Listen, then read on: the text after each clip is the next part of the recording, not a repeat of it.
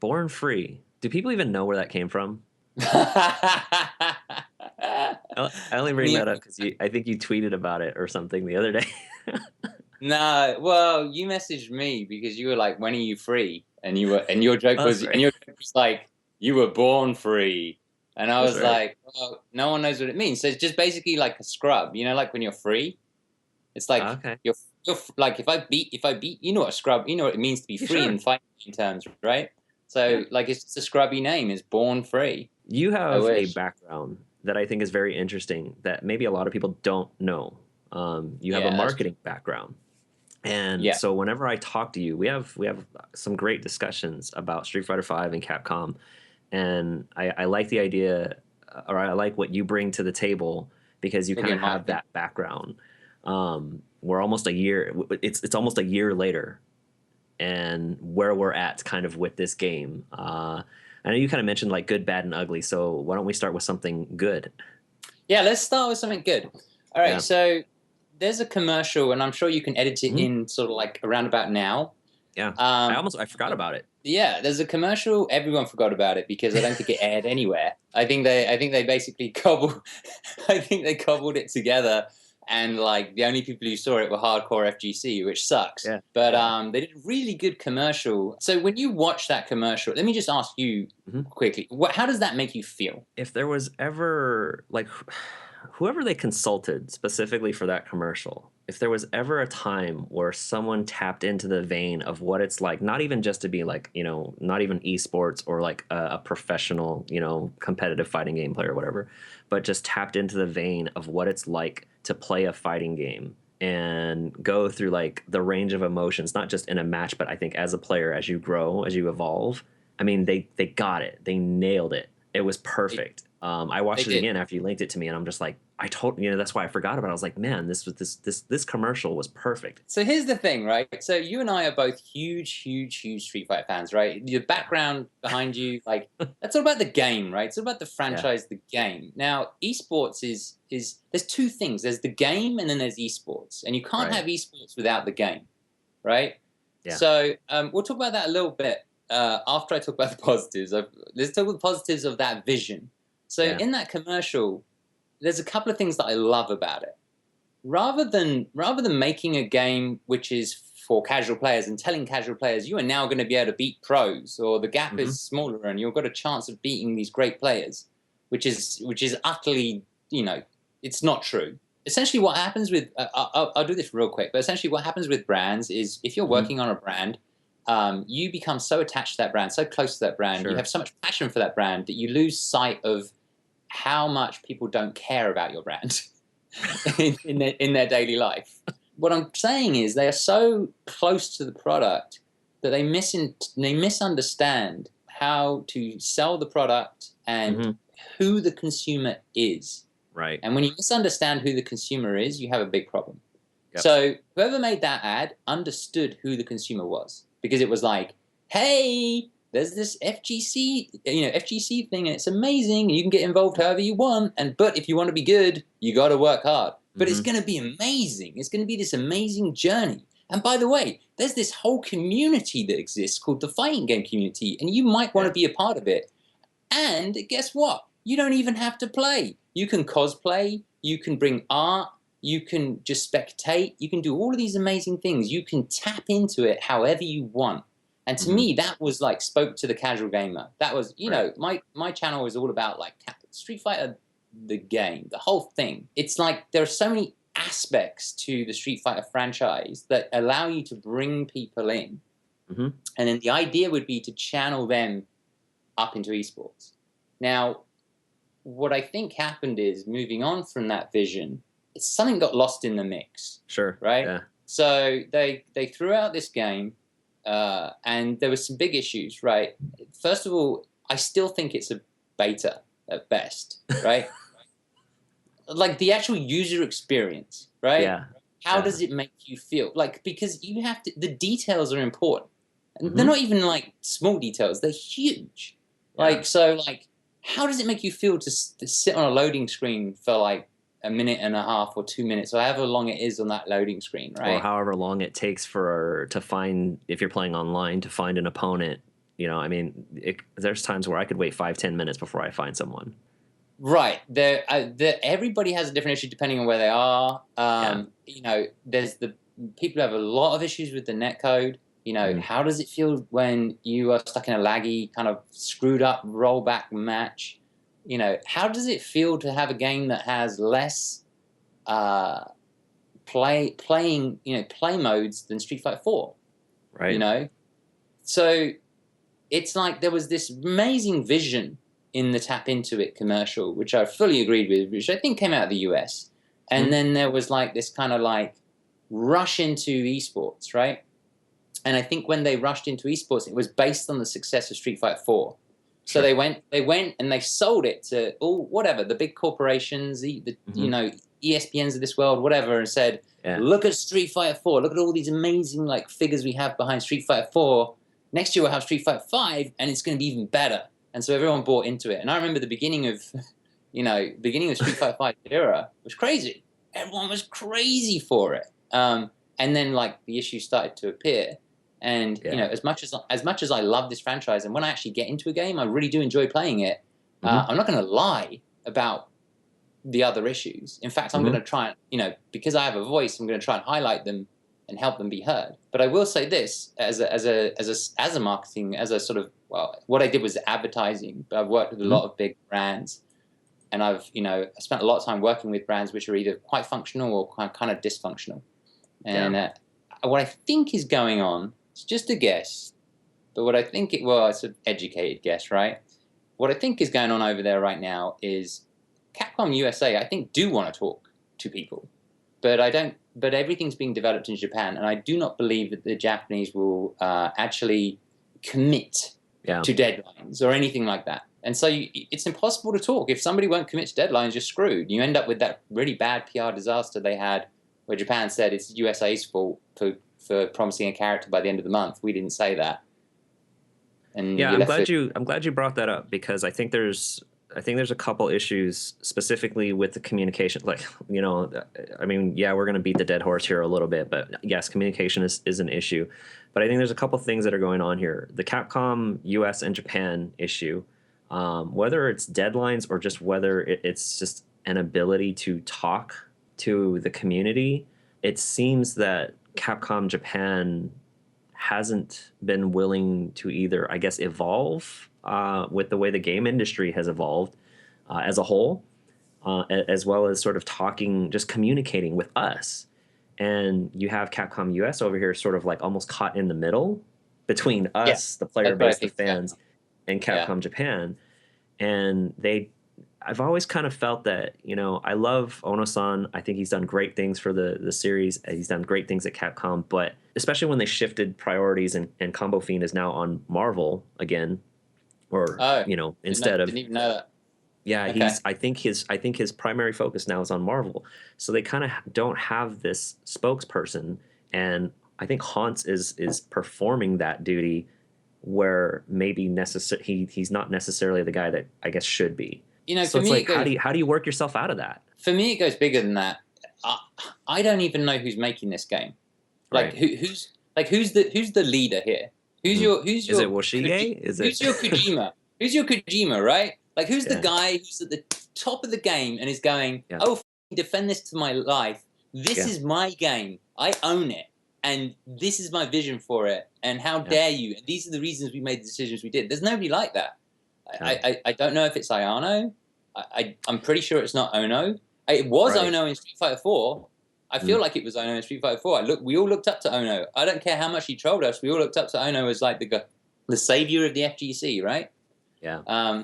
So now it's like there's Washigi, and now you're telling me Combo Fiend is on Marvel. It's like Yeah. it's just like somebody So please. so that's my point. That there isn't like that one voice. This is something that I've argued for a long time. They need someone that to be that one voice. It's not Ono-san anymore, because you're right. Like before Street Fighter V came out, he seemed to have been the guy.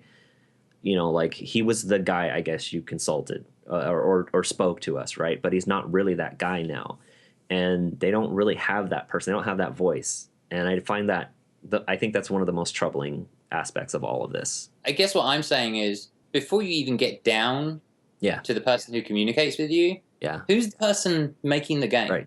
Right. Because you need a strong leader. Going back to Ono-san real quick, the last time I talked to him, I guess, in an interview or sort of a professional setting was PSX 2015. And we talked about things like, this was, of course, before Street Fighter V came out, and we talked about things like, you know, we want to wipe the slate clean, which, I mean, I guess they kind of did. We want to appeal, like they wanted to do what Street Fighter 4 did for the FGC or Street Fighter, which was, of course, appeal to new players. All the, you know, they said all the, I think, the right things. As we all know, almost a year later, that didn't work out the way the way they intended, I think. And you and I have talked about this a lot, where it's sort of like, I think you kind of say it best, where it's like defining what that casual audience is. Yeah. Where did they miss the mark? And at this point, how do you even define, like, now they're caught in a void between casual and hardcore. I mean, I'm thinking like you need to go one direction or the other at this point. And I think they're caught in this vortex. I don't know if they're caught. I think they're going to move on, actually. That's my gut. That's just my gut telling me that. But I think they missed the casual audience. Yeah. Unless I mean, my ideal for the future would be like a relaunch, right? Yeah. An overhaul of the user experience, the design, and just the loading times, the netcode, the inability to talk to each other, all that stuff, right? Like, I can't talk to people. How can you grow? The community is online. Like, how can you grow a community if they can't talk to each other? You know, it's ridiculous. Yeah. I had somebody message me today. It was kind of a cute message. He actually said, "I'm really sorry that I taunted you. I didn't mean to." And I know, weird, right? It's like times have changed. Times have changed. Times have changed. I was like, don't worry, dude. I enjoy a good taunt. You know, it's fine. You like a good teabagging. Yeah, exactly. But he had, you know, in order for him to like find me, he had to, you know what you have to do, right? You have to go to the profile and you have to like write down or take a photo with your phone or something, find a way of making sure that you've got the name, and then go back to you know, in PlayStation messages, write the name in, message someone. And if they're on PC and you're on PlayStation, then you're screwed, right? So it's not going to happen. But the casual gamer to me is is just a regular gamer who buys one or two games a month, and in a year they may buy one or two fighting games. And if it's Street Fighter, then they're probably going to buy that game. And then once they've bought that game, that's the opportunity to convert them into something more. But I think like with that regular gamer, once you bring them in to the game, you then have an opportunity nowadays to notify them and sell them on esports. That was the whole point. That was supposed to be the whole point of CFN. And like, I have no idea what CFN is supposed to be. I have no idea. I thought you were supposed to be like, look at your statistics, figure out if you were attacking, defending kind of type. You know, like somehow it was supposed to help you grow. That's the other thing, is like, it's so difficult to watch replays. You know how I watch replays? Using the PlayStation recorder, which uploads to YouTube, right? But before you upload to YouTube, you can watch. Right. That shouldn't sound good to Capcom, that's how I'm watching my replays. But if I want to get better, I need to watch my replays, and that's the fastest way for me to do it. I think there are ways to bring people into esports, but I think that Capcom aren't going to do that work. I think that work's going to be done by Echo Fox and Red Bull and so on, who are making content. And I mean, thank God for Echo Fox. I actually think they're going to create storylines that are really interesting. Already you have the FGC coming together via Echo Fox. You have these guys. You have these guys supporting each other in different games, which brings the communities together. When you see Justin Wong supporting somebody in just like a Sonic Fox in Injustice 2, all of a sudden these communities are coming together. And you see Takedo in the final versus, let's say, Bonchan, right? And instead of like everybody in America who's at Evo kind of being a bit deflated because an American isn't in the final, they can be excited because they have Echo Fox Takedo, and that's an American company. All of a sudden he's American or whatever. Like, so it's interesting that you bring that up, because I talked about this recently.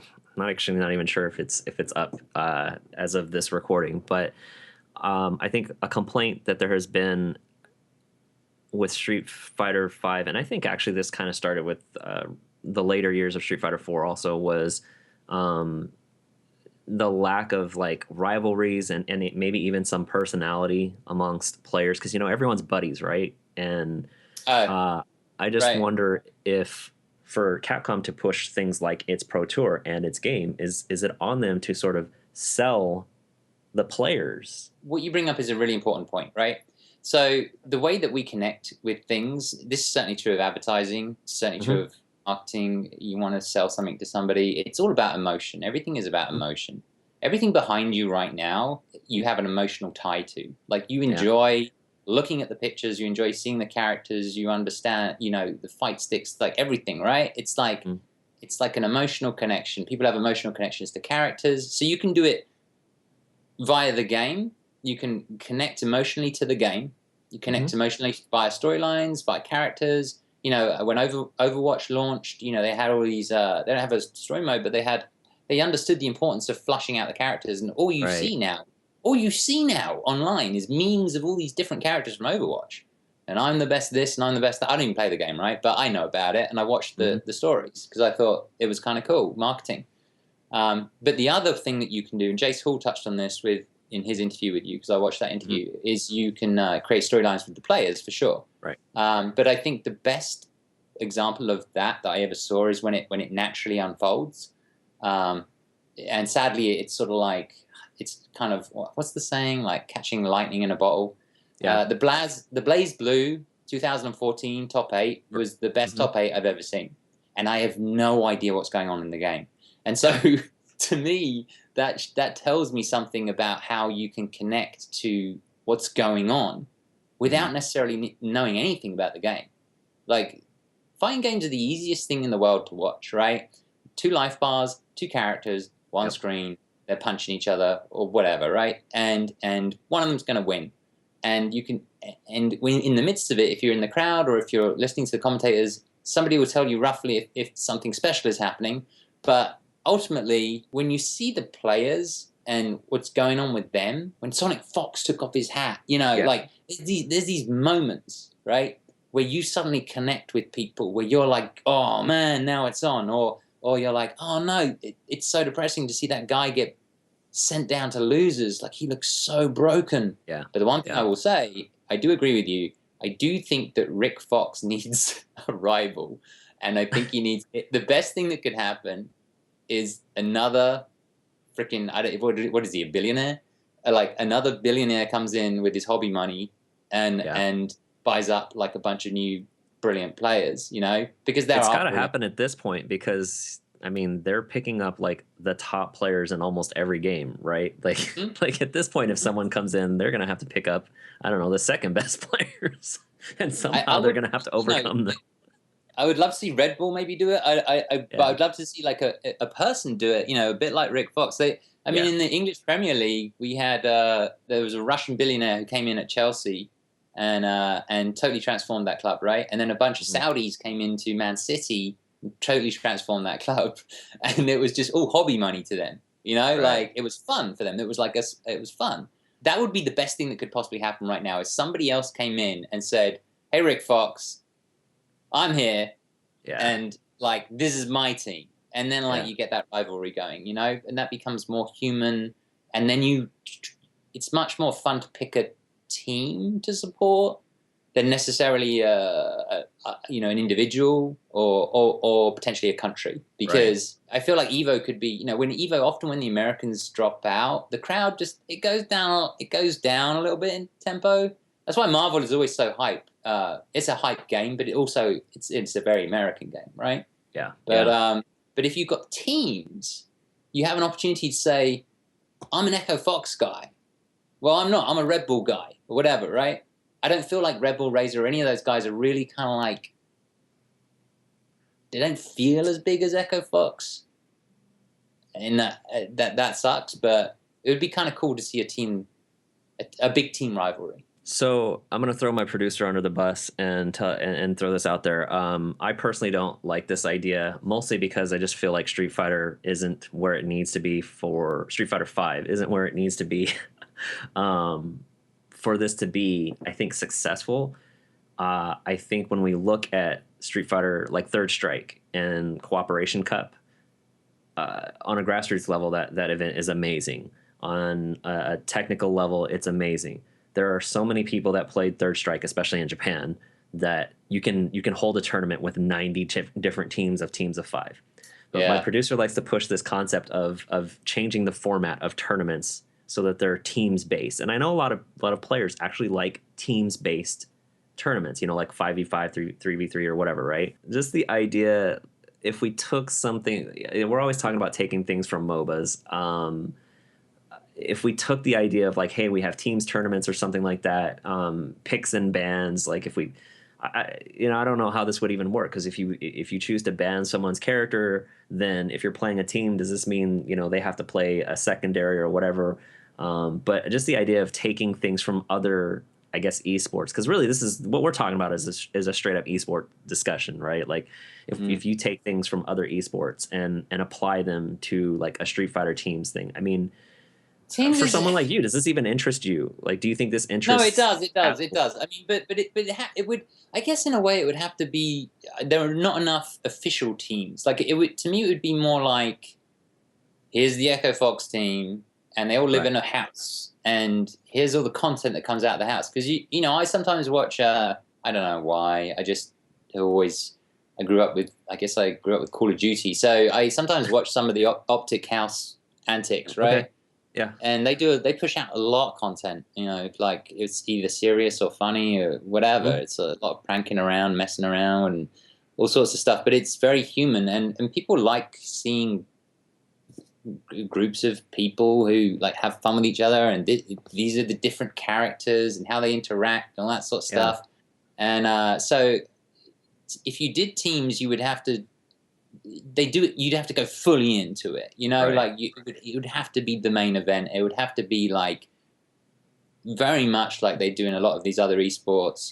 We all live in this house, and this is the story of our lives, and it's kind of like it's almost like a drama, a TV drama or something, because they're pushing out so much content from their lives and stuff like that. Um, but I think Street Fighter has always been about being an individual, and that's what I love about it. I love the fact that it's about the strength of the individual. I also think that's why fighting games aren't as popular, is because people will play team games because if they have a bad day and they lose, their team can carry them and they can still win, right? Right. If they play really well but their team loses, it's still like the team. Basically, everything is the team lost or the team won. It's never like somebody is standing up in your face saying you are free to me. And people don't like that. That's the one thing about the FGC which worries me, is can people handle losing? Like the idea of teams is interesting because you can sort of win and lose as a team and it doesn't hurt as bad. Right. But in fighting games, you take turns, so it would still be very evident if you are playing poorly. I think the game itself, I enjoy it. I do actually enjoy it, but I wish I do they'd too. fix. I wish they'd fix the user experience. Like the details matter. This game doesn't feel like somebody owns it and made it with love. There are people who laugh at me about this, but I'm kind of I was very excited by Resident Evil. I played through that and I just thought, Mhm. this game feels like it was made with love, and it gave me some hope because it comes from Capcom, right? Yeah. Whether it started out as a Resident Evil game or not, I'm not sure, but it's definitely a really nice, fun experience from beginning to end, and it felt like all the details were there. I don't feel like I'm playing a beta. With Street Fighter, I feel like when I switch it on, it's still in beta phase. And sometimes I don't want to switch it on because it's just like I can't be bothered with the loading screens. And Yeah. I can that's definitely like, feel that motivation, yeah, or lack of. Yeah. Yeah. sometimes it's just like, Uh, oh god, I gotta, like to get to a game, it's gonna yeah. take me how long? I just Yep. want to switch it on and play. And with Yep. Street Fighter 4, I used to be able to do that. You Yep. know? Real quick, going back to this CPT esports thing, based on actually what you just talked about, that appeal to the casual, getting people sort of hyped for FGC, but having to work for it, and sort of I don't know, for whatever reasons they strayed from that in developing the game currently where it's at. Can they sort of rein it in? Can they bring it back? I would love them to overhaul the user experience, Yeah. because the way the game makes you feel is it makes you feel like, what did I just spend my money? What's before you even get to a Right. match, you're like, "Ooh, what's going on? Like, Yeah. why doesn't statistics thing work? Why can't I watch my replay? When I go into my replays, the little loading thing goes like this, right? Yeah. Forever. And then you back And out then and I get back in. you have to back. Yeah, right. So you know the tricks, right? So you have to learn the tricks. Like, there shouldn't be any tricks. There Yeah. shouldn't be any tricks for trying to whatever. Real quick before we go, do you have advice for people who want to do? Because I think we actually even talked about this recently too. But do you have advice for people who want to, maybe who aren't doing this, or who want to get into doing something like what you or I have done, which is get into the YouTube thing, doing videos, talking to players, whatever? Any advice you have? Okay, first of all, look at what's out there, right, and find your niche. So Core Gaming is a very good example of somebody who, Gerald found his niche, right? At the time, there wasn't really anybody I felt that was doing a really good job of on-camera interviews. I didn't feel like they were asking the right questions, the questions that I wanted answered. So I was like, yeah, I'm just going to go and do that. And Gutex was the first person I ever met. So he actually kind of like, I looked at a lot of his stuff and sort of, he doesn't really do as many interviews, but like I think you just got to look at other YouTubers and you've got to decide for yourself, where you can find your niche. Or if you just enjoy it, just do it. I guess really at the end of the day, it's like, if you enjoy doing it, just do it. I mean, Tasty Steve said that to me. He was like, oh, you're going to do a breakdown of Ibuki, right? Or whatever. And I was like, you know what? There's like 100 people who are going to do a breakdown of Ibuki, so I'm not going to do it. And he said to me, it's all about points of views. It's all about points of views. It's all about, like, it doesn't matter like how many people are doing it. So I do think you should try and find your niche, but at the same time, if you just want to do it, you just get started. Just go out and do it, and act like you belong, right? Like, just fake it. Like, I can't tell you the amount of time I don't have a Yahoo badge. I don't have a Yahoo media badge, right?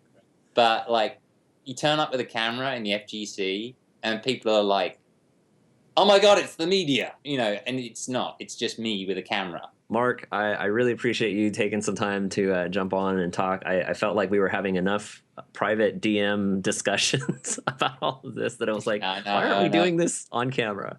But real quick, why don't you go ahead and go ahead and plug your channels, because I want everybody to. I tweeted about this recently. I think you and Corey Gaming are doing some great stuff. So go ahead and plug everything so everybody knows where to go to find you. Okay, so you can find me on Twitter at BornFree Tweets. You can. I'm sure you can put it on the screen, right? Just here somewhere.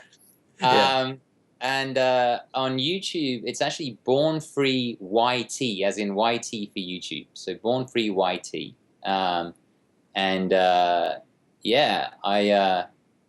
also think Core Gaming is excellent. I think Gerald just does an amazing job. I actually have ideas that I want to do, and sometimes I think, I want to give this to Gerald because he'll do such a good job, But definitely, if people can try and follow me on Twitter, that would be awesome. And because I would love to keep being a part of the FGC, producing content and all that lovely stuff.